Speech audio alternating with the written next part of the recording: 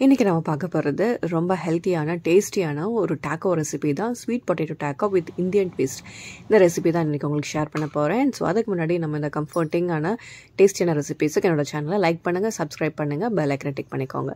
So நம்ம ரெசிபிக்குள்ளே போகலாம். ஃபஸ்ட்டே வந்து சக்கரவள்ளி கிழங்கு நல்லா வேக வச்சு எடுத்துக்கோங்க. நல்லா ஆறுனதுக்கப்புறமா இந்த மாதிரி நல்லா மசிச்சுக்கோங்க. மசிச்சதுக்கப்புறமா நான் வந்து ஒரு கப்பு வந்து கோதுமை மாவு, அதை நான் ஃபுல்லாக ஆட் பண்ணல, முக்கால்வாசிக்கும் கொஞ்சம் ஜாஸ்தியாகவே கொஞ்சம் ஆட் பண்ணிக்கிறேன். எனக்கு அது போதும் தோணுச்சு.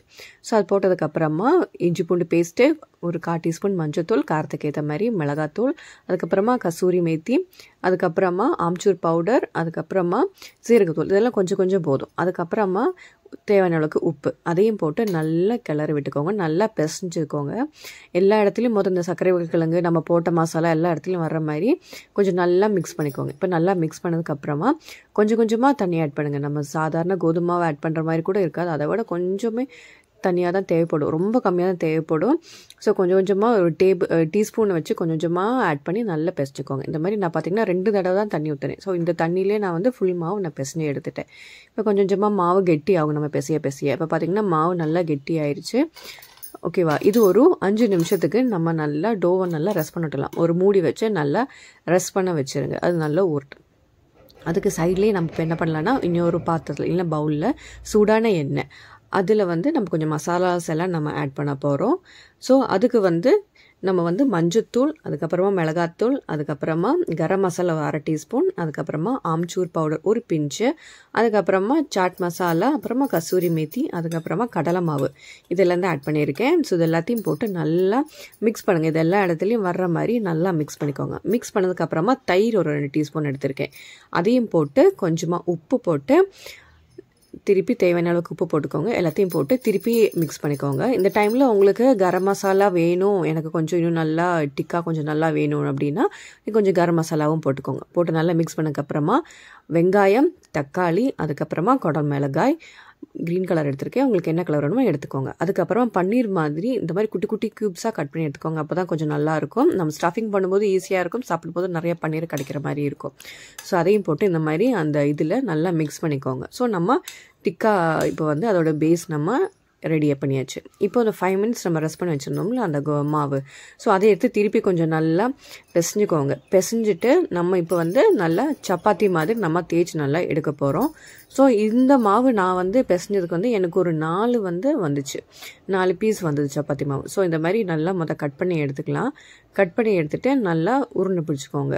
உருண்டை பிடிச்சதுக்கப்புறமா திருப்பி நம்ம இந்த ஆஸ் யூஷுவல் சப்பாத்தி நம்ம தேய்ச்சி எடுக்கிற மாதிரி நல்லா கோதுமை மாவில் நல்லா டஸ்ட் பண்ணி எடுத்துட்டு நல்லா சப்பாத்தி நல்லா தேய்ச்சி எடுக்க போகிறோம்.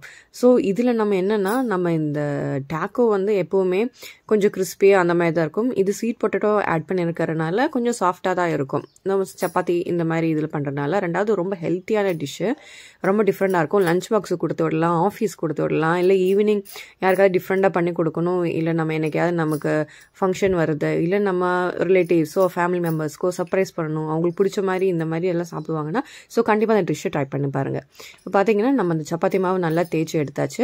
ஸோ இந்த மாதிரி நல்லா தேய்ச்சி எடுத்துகிட்டு நம்ம பேனில் கீ இல்லைன்னா பட்டர், உங்களுக்கு எது வேணுமோ ஆப்ஷன் நீங்கள் போட்டுட்டு நம்ம 2 பக்கம் நல்லா டோஸ்ட் பண்ணி எடுத்துக்கலாம். சப்பாத்தி எப்போவும் நம்ம டோஸ்ட் பண்ணி எடுக்கிற மாதிரி நல்லா டோஸ்ட் பண்ணி எடுத்துக்கோங்க. அந்த ஓரங்களெல்லாம் நல்லா அமுத்தி விட்டுக்கோங்க, அப்போ தான் நல்லா வெந்து வரும். இப்போ பார்த்தீங்கன்னா நல்லா டோஸ்ட் பண்ணி எடுத்தாச்சு. இந்த மாதிரி 4 சப்பாத்தியுமே நான் நல்லா டோஸ்ட் பண்ணி எடுத்துட்டேன்.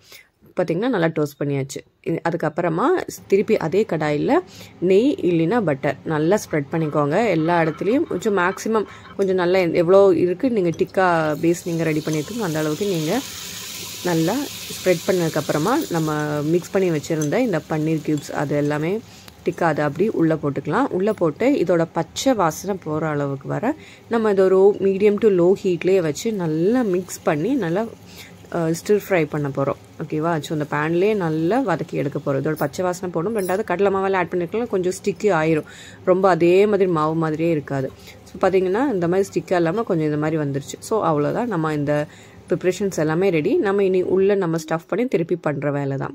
இந்த லாஸ்ட் ஃபைனல் ஸ்டெப்புக்கு வந்துட்டோம். ஸோ திருப்பி நம்ம வேக வச்சுருந்த அந்த டார்ட்டிலா அந்த சப்பாத்தி அந்த இதில் வச்சு நம்ம இந்த டிக்கா ரெடி பண்ணி வச்சுருந்தோம் இல்லை, அதையும் நல்லா ஸ்ப்ரெட் பண்ணிக்கோங்க. ஒரு சைடு ஃபுல்லாக அந்த சப்பாத்தியில் பாதி, ஸோ பாதி வந்து ஃபுல்லாக அந்த டிக்கா மசாலா நம்ம ரெடி பண்ணோம் இல்லை, ஸோ அந்த மசாலா ஃபுல்லாக பாதி நல்லா ஸ்ப்ரெட் பண்ணிக்கோங்க. ஸ்ப்ரெட் பண்ணதுக்கப்புறமா அது அதர் சைடு வந்து நீங்கள் மொசரல்லா சீஸ், இந்த ஷ்ரெட்டட் மொசரல்லா சீஸ் இருக்குமா அதை ஆட் பண்ணிக்கலாம். நான் வந்து இன்றைக்கி வந்து நம்ம இந்த க்யூப் சீஸ் கிடைக்கும்ல, ஸோ அதுதான் என்கிட்ட அப்டேட்டடாக அப்போ வந்து எனக்கு அவைலபிளாக இருந்தது. ஸோ அதுவே நல்லா கிரேட் பண்ணி இந்த மாதிரி போட்டுட்டு திருப்பி அது நல்லா 2 பக்கம் நல்லா ப்ரெஸ் பண்ணிக்கோங்க. அமுத்தி வச்சு நல்லா ப்ரெஸ் பண்ணிக்கோங்க. ஸ்டஃபிங் ரெடி, அவ்வளோதான். திருப்பி நம்ம இதை என்ன பண்ண போகிறோம், நம்ம தோசை பேனில் போட்டு திருப்பி பட்டர் இல்லை நெய் எது வேணுமோ கொஞ்சம் தாராளமாக ஆட் பண்ணிக்கோங்க. அப்போ தான் அது கொஞ்சம் கிறிஸ்பியாக வரணும். 2 பேஸுமே 2 பக்கம் நம்ம திருப்பி போடும்போது நல்லா கிறிஸ்பியாக வரணும். ஸோ அதனால் கொஞ்சம் ஜாஸ்தி ஆட் பண்ணிக்கோங்க. இப்போ அந்த பட்டரில் அந்த உருகி அந்த சப்பாத்தி அந்த பேஸில் எல்லாம் போகும்போது நம்ம பன்னீரும் கொஞ்சம் நல்லா அதோட நல்லா சீஸோடு சேர்ந்து நல்லா எம்மியாக டேஸ்டியாக நல்லா சீஸியாக இருக்கும்.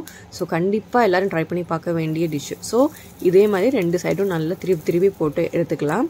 இதுக்கப்புறமா இன்னும் ஒரு ஃபைனல் ஸ்டெப்பு கூட இருக்குது. ஸோ அது நம்ம பார்க்கலாம். இதுக்கு சைடில் நான் வந்து இந்த முன்னாடி தக்காளி ஆட் பண்ணி பார்த்தீங்களா, அதுக்கு வந்து விதையில எடுத்துக்கோங்க. அதே மாதிரி அந்த தக்காளி கட் பண்ணும்போது கொஞ்சம் எல்லாமே மாற்றி வச்சுக்கோங்க, வெங்காயம் தக்காளி எல்லாமே. ஸோ அதில் வந்து சால்சா பண்ண போகிறோம். ஸோ ஒரு பவுலில் வெங்காயம் தக்காளி அதுக்கப்புறமா கார்ன் மட்டும் கொஞ்சமாக வேக வச்சு எடுத்துக்கோங்க. அது கொஞ்சம் மல்லி இலை அதுக்கப்புறமா லெமன் ஜூஸ் எல்லாத்தையும் போட்டு நல்லா மிக்ஸ் பண்ணி எடுக்க போகிறோம். ஸோ நம்ம சால்சா ரெடி. இது வேணுன்னா நீங்கள் இப்போ நான் வந்து என்ன பண்ணியிருக்கேன்னா சும்மா சப்பாத்தி போட்டு அதுக்கு மேலே நல்லா ட்ரெஸ்ஸிங் மாதிரி சும்மா போட்டு நான் வந்து காமிச்சிருக்கேன். இல்லைன்னா நீங்கள் இந்த டாக்கோ வந்து உள்ளேயே நம்ம அந்த சப்பாத்தி பண்ணியிருக்கோம்ல அதை ஹேண்டியாக இப்படி லேண்ட்ஸ்கேப்பில் வச்சு அதுக்குள்ளேயே இந்த சால்சா வச்சு அது கூட சாப்பிட்டோன்னா இன்னும் எம்மியாக டேஸ்டியாக இருக்கும். ஸோ எல்லோரும் கண்டிப்பாக ட்ரை பண்ணி பார்த்துட்டு எப்படி இருக்குது எனக்கு காமெண்ட் செக்ஷனில் சொல்லுங்கள். உங்கள் வீட்டில் உங்களுக்கு யாருக்கு ஸ்பெஷலோ அங்கே செஞ்சு பார்த்துட்டு எப்படி இருக்குது சொல்கிறாங்கிறது எனக்கு கண்டிப்பாக காமெண்ட் செக்ஷனில் சொல்லுங்கள். இதே மாதிரி இன்னொரு இன்ட்ரெஸ்டிங்கான ரெசிபியில் மீட் பண்ணலாம். அது வரைக்கும் பாய்.